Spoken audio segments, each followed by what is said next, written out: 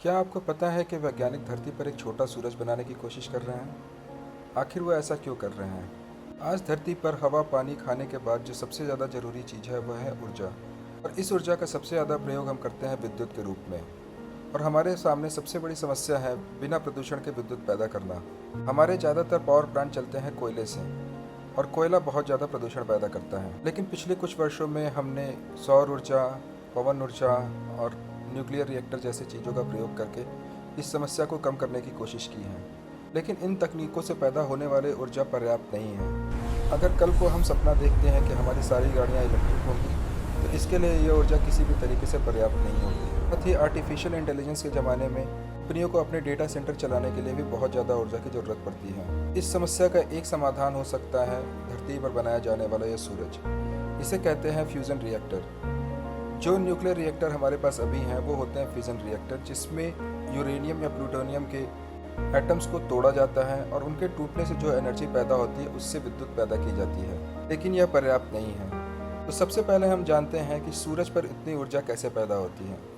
सूरज पर हाइड्रोजन के दो एटम मिलकर हीलियम का एटम बनाते हैं, और हीलियम के बने हुए एटम का वजन हाइड्रोजन के दो एटम से कम होता है। तो यह जो वजन का नुकसान हुआ वो कहाँ गया?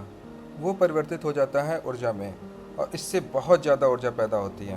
तो अगर यही प्रक्रिया हम धरती पर करा पाएँ, जहाँ दो हाइड्रोजन के एटम से हम एक हीलियम का एटम बना पाएँ, हम भी बहुत ज़्यादा ऊर्जा का उत्पादन कर पाएंगे, और इससे हमारी ऊर्जा की सारी समस्याएं दूर हो जाएंगी।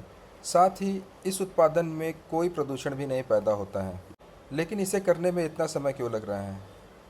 समस्या यह है कि हाइड्रोजन के दोनों एटम पॉजिटिव चार्ज वाले होते हैं, और जैसा आपने पढ़ा होगा पहले भी कि दो पॉजिटिव चीज़ें एक दूसरे से दूर भागती हैं, लेकिन इनको आपस में मिलकर हीलियम बनाने के लिए पास लाना होगा।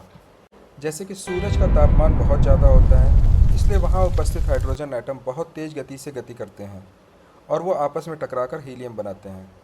साथ ही साथ सूरज का जो गुरुत्वाकर्षण बल होता है वो भी धरती की तुलना में कई लाख गुना ज़्यादा होता है। इससे भी इस प्रक्रिया में मदद मिलती है। किंतु यही काम धरती पर करने के लिए हमें सूरज से भी ज़्यादा तापमान पहले पैदा करना होगा, ताकि हाइड्रोजन के एटम्स आपस में मिल सकें। इसलिए वैज्ञानिकों को 15 करोड़ डिग्री सेल्सियस तक तापमान पैदा करना होता है, जिससे हाइड्रोजन के एटम्स आपस में मिलकर हीलियम बना सकें। लेकिन इतने तापमान को कोई भी धातु बर्दाश्त नहीं कर सकती।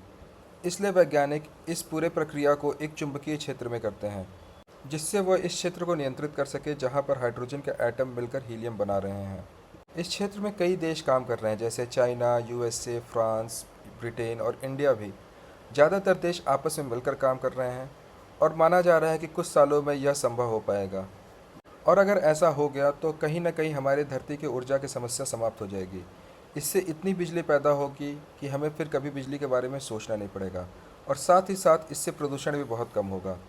तो आपको यह जानकारी कैसी लगी? हमें कमेंट्स में ज़रूर बताएं। धन्यवाद।